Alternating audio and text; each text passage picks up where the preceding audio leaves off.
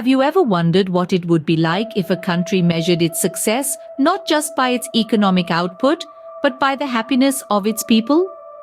Welcome to the mesmerizing kingdom of Bhutan, where such a concept is not just a mere fantasy, but a tangible reality. Nestled in the heart of the Himalayas, Bhutan is a nation that dances to a different beat, marching to the rhythm of gross national happiness, or GNH. This remarkable concept was introduced in 1972 by the fourth king of Bhutan, King Jigme Singye Wangchuck. In a world where nations were racing to increase their gross domestic product, Bhutan chose a different path. King Jigme Singye Wangchuck, in his profound wisdom, recognized that economic growth did not necessarily equate to happiness. He proposed an alternative measure of progress, the gross national happiness.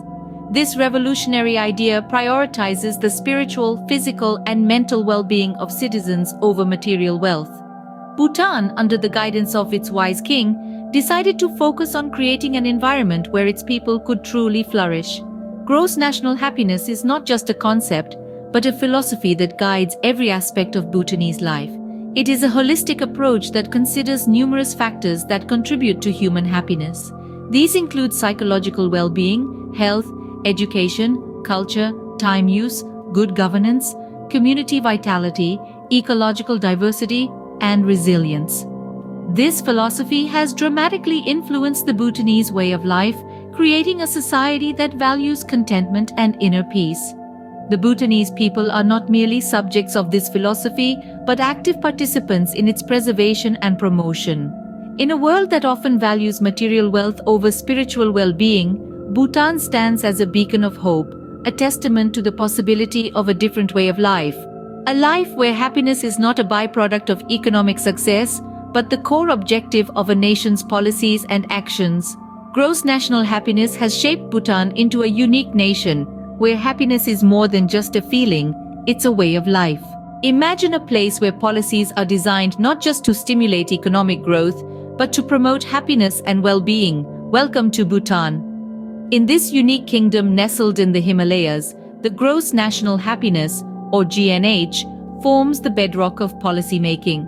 This holistic approach to development goes beyond traditional economic metrics, instead focusing on spiritual, physical, and mental well-being. Let's delve into how GNH shapes Bhutan's policies in key areas such as education, healthcare, and environmental conservation. In the realm of education, Bhutan doesn't just aim to churn out graduates.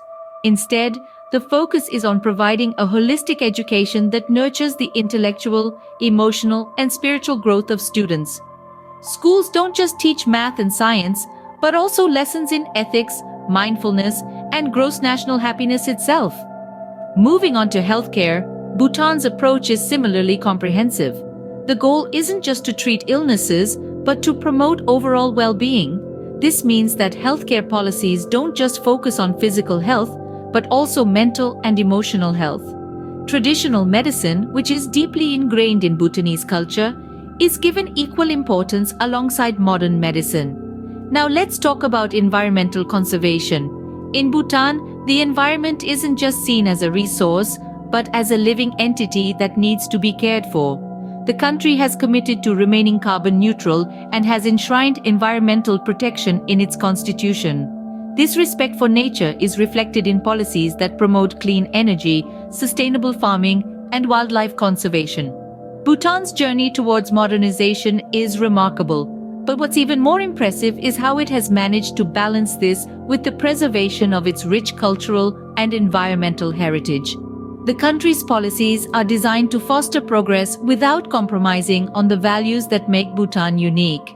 In Bhutan, progress is measured not by economic indicators, but by the happiness of its people. This is a testament to the transformative power of the gross national happiness philosophy, which has guided Bhutan towards a path of sustainable and holistic development. So, what happens when a nation prioritizes happiness over wealth? Let's take a look at Bhutan today. In a world where the success of a country is often measured by its gross domestic product, Bhutan stands apart, choosing instead to measure its progress through the Gross National Happiness Index. This unique model has seen Bhutan achieve several milestones that deserve our attention. Bhutan is the only country in the world that is carbon neutral, and it's not stopping there. The country aims to go beyond neutrality and become carbon negative. This commitment to environmental conservation is deeply ingrained in its society, where respect and reverence for nature are part of the culture. While modernization is slowly making its way into the country, Bhutan has managed to preserve its rich cultural heritage. Traditional arts, music, dance, and architecture continue to be an integral part of Bhutanese life.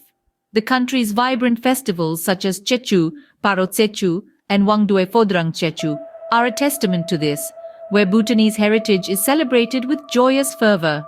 One of the most striking aspects of Bhutan is the sense of community among its people. In a world where individualism is often celebrated, Bhutan's focus on collective happiness is refreshing. The country's policies and practices encourage social harmony, cooperation, and respect for all members of society. However, like any other country, Bhutan faces its own set of challenges.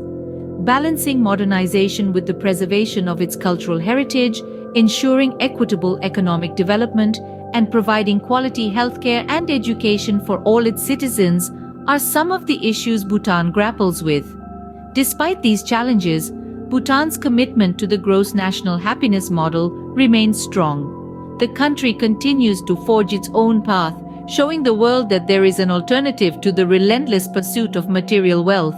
Bhutan's unique approach to development, centered on gross national happiness, has created a society where well-being is as important as wealth. Bhutan's unique approach to happiness has sparked global interest. But what does the future hold for this Himalayan kingdom? One can't help but wonder. As we look ahead, Bhutan's future holds much promise.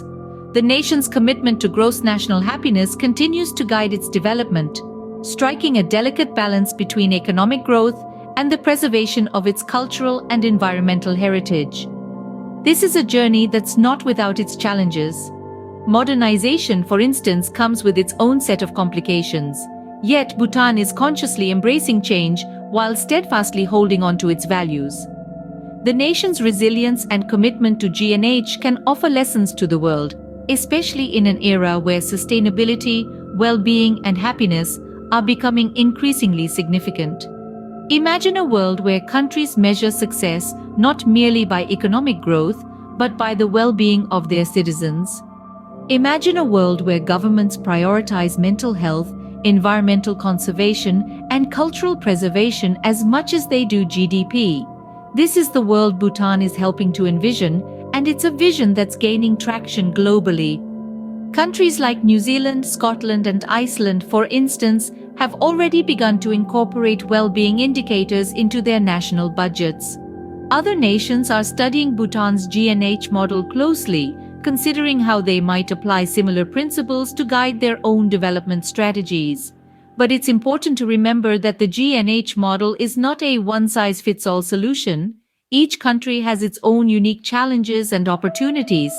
Yet the underlying principles of G&H, focusing on holistic well-being, sustainability, and cultural preservation, could provide a fresh perspective for nations grappling with the complexities of the modern world. The impact of Bhutan's G&H doesn't stop at national borders.